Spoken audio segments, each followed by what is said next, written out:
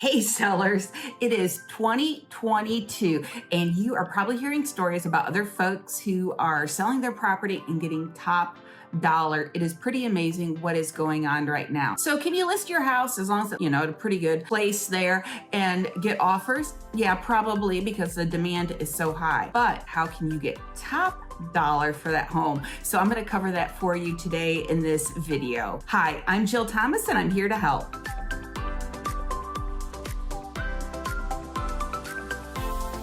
The previous owners of my listings have always been really thrilled with the outcome. I'll go through the home with them and we'll talk specifically about how they can maximize this process so they can get top dollar without breaking the bank and redoing a ton of stuff. So in this video, I just kind of want to go through some of those things with you in general on what you should be mindful of if you are thinking about selling your home, because the sooner you start this process, the better. Now, of course, each home is a little unique, but here we go. I'm going to share with you 5 things to think about, to work on, and then at the end, I'm going to give you a quick bonus tip, something that I always talk about with buyers when we're looking at homes. Number 1, clean, clean, clean. I cannot overemphasize this enough. This is definitely the top one, is get that house clean and get it smelling fresh. And I'm not talking about those plug-ins, artificial smelling fresh. I'm talking a really clean house, not just your regular dusting and mopping. I'm talking about wiping down cabinets, having clean appliances, maybe scrubbing carpets, getting the dirt in those hidden places, because even though you might come in and a house looks nice, if you've got hidden dirt in places, that does make the place smell. So clean as much as you can. Really do a good deep clean to make it smell fresh. Go through a case of those magic erasers. Get those scuff marks off of things.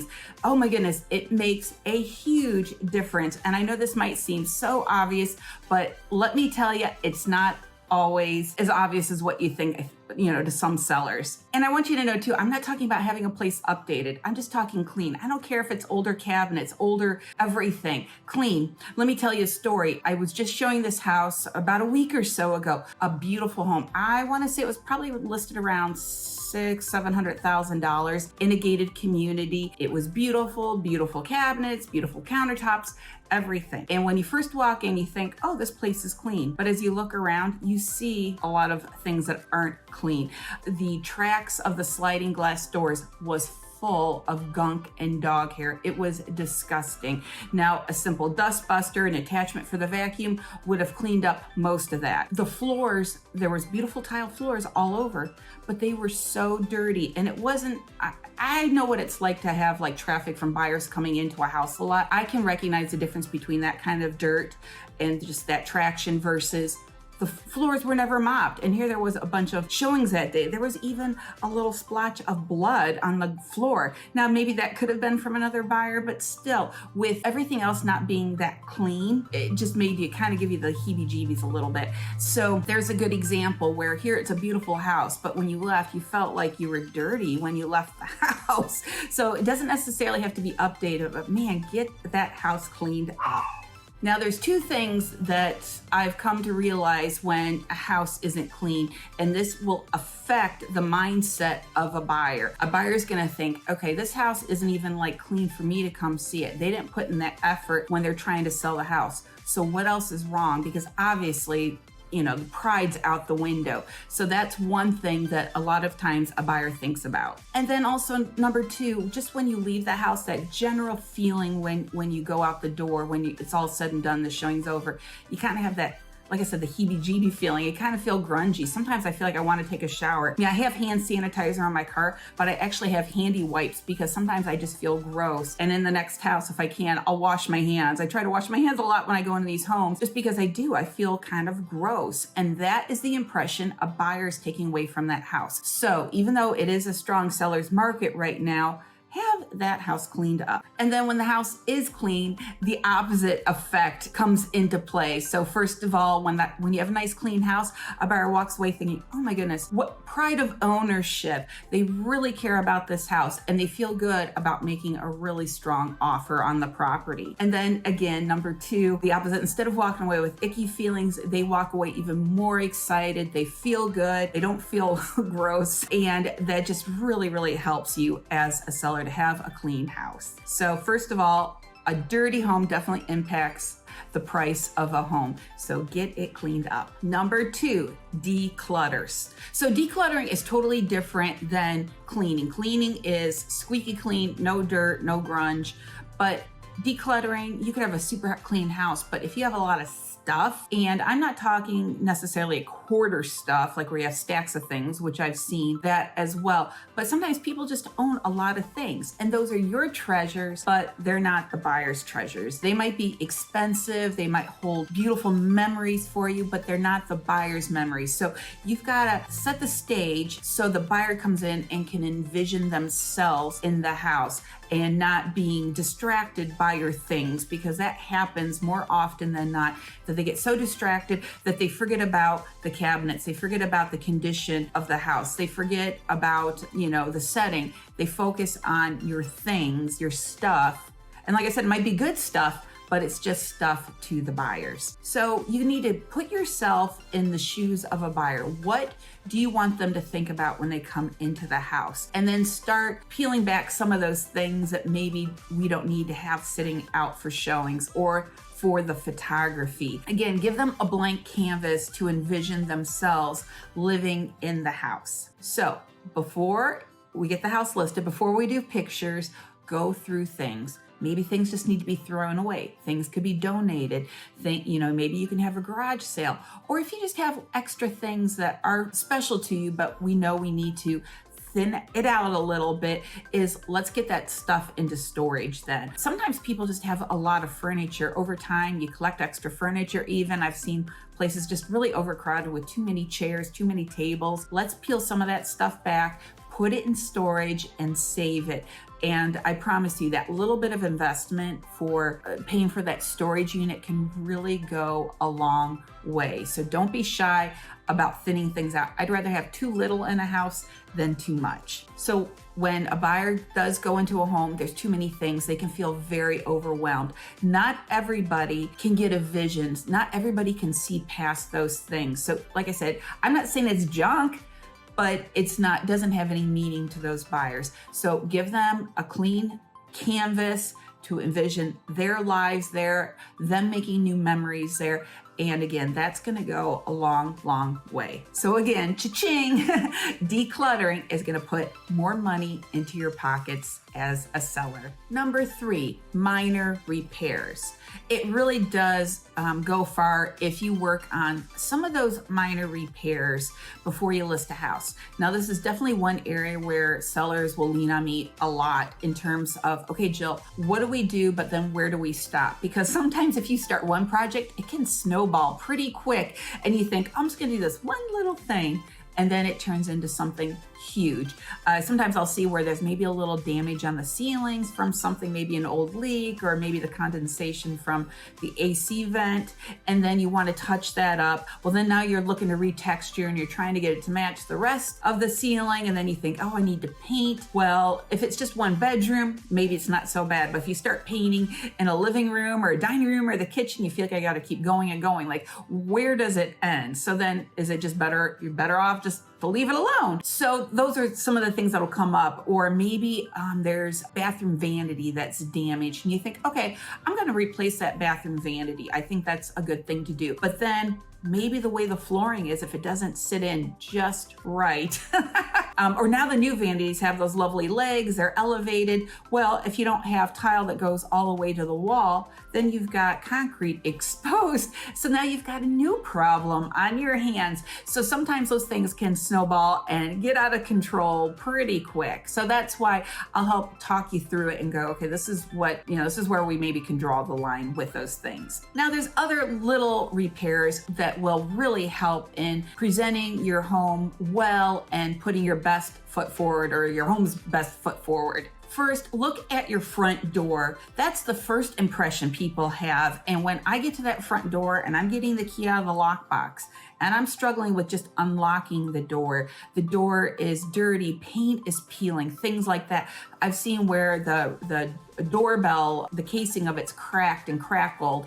And even if people have Ring doorbells now, that still doesn't look nice. So get all those little things repaired. Make sure that it's easy for the agent to get in and out of the house and to lock things up well. Plumbing, if you have any leaky faucets or anything that's dripping a little bit, get those items repaired. And some of the stuff's going to show up on an inspection report. So instead of having, and even if it's not, these aren't huge repairs to a buyer, that can be very overwhelming if the list gets long with a bunch of little things. So if you can kind of tackle some of those items, that would be great. So plumbing is a big one. Electric issues, of course, if you know of anything with that, too, because with the electric, that can be a fire hazard if you're aware of something. And really even things as simple as making sure that all the light bulbs are working, because when people go to turn on a fan or something, they'll go, oh, well, is the light bulb out or does it not work? So give them that peace of mind, have all fresh light bulbs in the house. So just make sure that they're all functional. Oh, and then also along the lines of electric,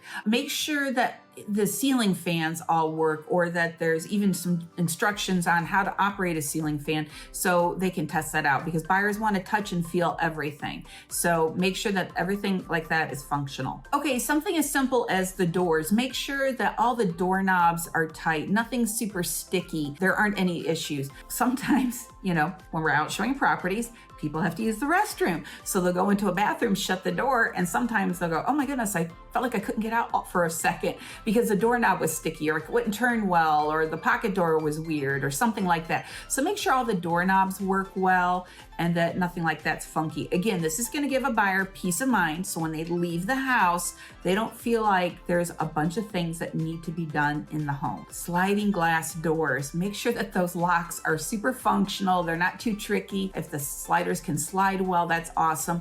Now, I will say it's not unusual for one end of the slider to work better than the other. That's really typical. And so I always tell buyers that, like, hey, listen, there's always one side that's used more than the other, and the other side is kind of funky and stuck. So I try not to get buyers too worked up over that. But if both sides are weird, then we've got problems on our hands. And because the outdoor space is a huge part of the lifestyle here, make sure that those sliders or French doors work well. If you see caulking that needs to be done, that's a big thing. And then also baseboard, especially in the bathrooms. Like, I'll be honest, even in my bathroom right now, there's a little bit of baseboard that isn't looking really good, just because from a long time ago, water was dripping out of the shower and it kind of eats away at that. And so it gets a little funky. So, just cut out those little bits of baseboard, freshen it up, repaint that. That does go a long way. Maybe if you do need some touch-up paint done here and there, and that kind of goes hand in hand with the cleaning, like I talked about with those magic erasers. Get those walls clean, make it look as nice as possible. So all those little repairs add up to a buyer if they're feeling kind of overwhelmed. So take care of some of those tiny things in advance. Now, please keep in mind, if there is something that you're aware of that doesn't work, you're going to have to disclose that to all of the future buyers. And if I'm aware of it, I have to disclose it too. So we can't just push those things under the rug, okay, folks? We've got to do that. And then if you do make some repairs, then let's disclose that too. So let's say you did have a leaky sink, and there might be some evidence down below under the kitchen sink, let's say. Well, get that repaired and then just disclose it. Again, that's going to give a buyer peace of mind. Not to mention, if they see water damage under the sink, they're going to go, okay, well, how long ago was this leak? What's going on? And sometimes people try to mask it by putting contact paper down or some other piece of plywood or things. Okay, you're not fooling anybody. So just disclose it. That's okay. Move on. It's not a problem, but disclose. That's a big, big thing for sellers. You've got to do that to protect yourself. So when a buyer feels like a house is relatively functional, it's not, a bunch of little things that need to be repaired, that gives them peace of mind that after they move in, they don't have to spend a truckload of money to get a bunch of these things squared away, in addition to maybe something else that may have come up in the inspection report. Now, of course, if you're not aware of it, you're not aware, and that's fine, but just do the best you can with some of those small repairs. Now, before we go on to point 4, let me introduce myself if you're not familiar with me yet. My name is Jill Thomas, and I've been a licensed real estate agent here in the Sarasota Bradenton area since 2008. So it's been quite a while now. I love doing what I do, but here I've got this YouTube channel where I talk about living in Florida. And of course, I talk more specifically about the Sarasota Bradenton area, and I cover things like this, real estate. So if you've been thinking about buying or selling here in this area, this might be a good channel for you to subscribe to. So hit that subscribe button and the little notification bell. And then when you're ready to start picking my brain, asking questions, thinking about maybe making a move here or selling a property, then give me a call, text, or email me. I'm here to help. Okay, number 4, curb appeal. Okay, curb appeal is so important. It can really just level you up big time. Recently, I had some buyers who just fell in love with a particular home. Fell in love with it. Now, the inside was nice. It was lovely. Nothing over the top, nothing super special about it. But honestly, I think it was the curb appeal that really got them. It was just lovely, a lovely exterior, but it wasn't anything over the top. So here are some things that you might want to consider doing to level up a bit here with the curb appeal. Of course, besides keeping the grass mowed and keeping all that tidy, let's freshen up the mulch, or maybe you need to pressure wash some pavers and things up front. Pressure wash the driveway and the sidewalk. That's an awesome thing to do because, again, it's going back to that cleanliness, keeping it fresh and clean. Love it. Maybe have a nice focal point outside. Get like a large pot if you don't already have one and fill it with beautiful flowers and plants. Do some other little plantings around outside. Those are all great things to do. Then make sure the porch is swept off. There's no cobwebs. That happens a lot. Maybe if you have an exterior light somewhere outside, make sure that's nice and clean as well. And if it's really outdated or looking pretty, rough, then just replace it. So all those simple things can really up your game with the curb appeal. It's amazing how that works. And keep in mind too, not only is it the first thing that people see when they're going to the house, it's the last thing they see when they drive away, or if they tell their friends about the house and they drive past the house or look up pictures, that can just really wow people. So work on that curb appeal. You're not going to go wrong with freshening up the front of your house. And then number 5, exterior. Now, I know I just talked about the curb appeal, but I'm talking about the whole exterior, and in particular, the back of the house, because like I said before, living in Florida is all about the lifestyle. That's what I hear from buyers time and time again. They want this beautiful outdoor oasis. So maybe you just have a little small porch, just a little covered area, or maybe nothing covered, but just like a pavered patio. Maybe you have a nice size screened lanai, or maybe you've got a beautiful pool space as well. Whatever it is, please just make it as inviting as possible. Again, clean. And then if you can, try to stage it a little bit. And even if you don't have really fancy outdoor furniture, maybe you have something that is nice, make sure that outdoor furniture is clean and sort of stage it a little bit. So again, they can envision themselves sitting out back with a nice tea, with a lemonade, with their cup of coffee in the morning, and enjoying the outdoors. That does go so far. If you can, put a couple little plants out there, anything like that is a huge help. Now, if you do have a cage at all or the screen, make sure that is really clean, because you would not believe how often I'll see the screens are just green and grody. The aluminum is green and gross. I was just at one the other day.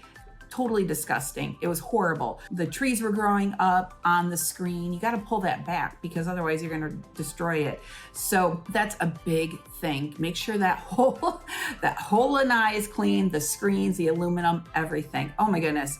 Goes really far.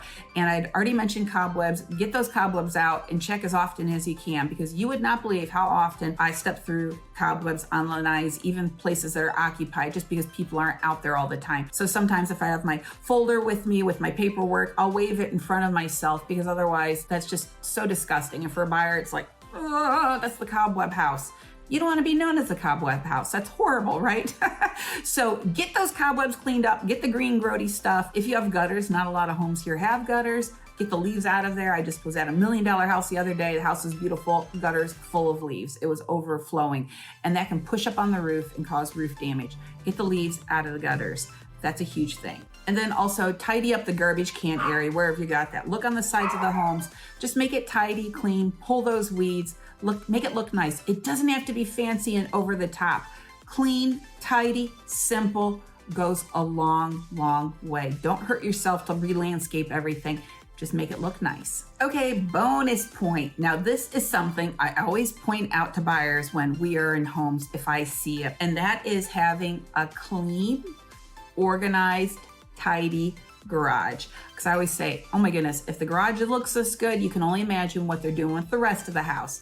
Because, you know, here we don't have basements, so the garage turns into the dumping ground. That's where everything goes. And sometimes it's not unusual if people don't even park in their garages because that's where they store things. So if your garage is clean, tidy, paint the garage floor, or at least like pressure wash it, clean it up, make it look nice. That goes a long, long way. I point that out to people all the time. Now, I understand that maybe in an effort to declutter and do some of those other things I mentioned, you decide, well, I'll just put it in the garage. Well, if you do that, again, make it as tidy as you can. Have it organized. I've seen it where people have it just so beautiful and organized, and other people where it looks like they just dumped everything out there, put it in tubs, just arrange it well, and that does go a long way. And I point that out to buyers all the time. A clean garage says a lot about a seller. Okay, so there we have it. 5-6 things that you should focus on if you want to get top dollar for your house. And I'm not talking just a good offer. I'm talking those offers that you want to brag about to your friends and family. These are great things to work on. Now, as I already mentioned, I know every house is different, unique. There's different set of circumstances. Sellers have different skill sets, different abilities. Sometimes people, their health just doesn't allow for it. Well, that's okay. Just give me a call and I'm happy to help work that through. Try to maybe get some help to take care of a few things, and then some things that might just be what it is. But I'm here to help. I've got some good resources to make it work for you as well. So I know this isn't a cookie cutter type of situation. Everybody's different. Every house is different. All right, so I know I didn't touch on staging at all in this house or in this video, and that's something else that we could talk about too, and that's almost like for a whole separate video. So I know I didn't talk about staging, but besides that, what did I miss? What have you seen when you've gone through a home that really dazzled you that a seller did? And what's something that kind of grossed you out? It gives you those heebie-jeebies where it's like, okay, good location, good this, good that, but yikes, and it kind of put you off a little bit, or maybe it impacted your offer. Throw that in the comments below to help people out. I know maybe some of these things might seem obvious, but you would be surprised at the stuff I see in homes every week. I'm amazed. So there we have it. How to sell your home and get top dollar. I appreciate you guys watching all the way to the end here. Thanks again. Have a great day.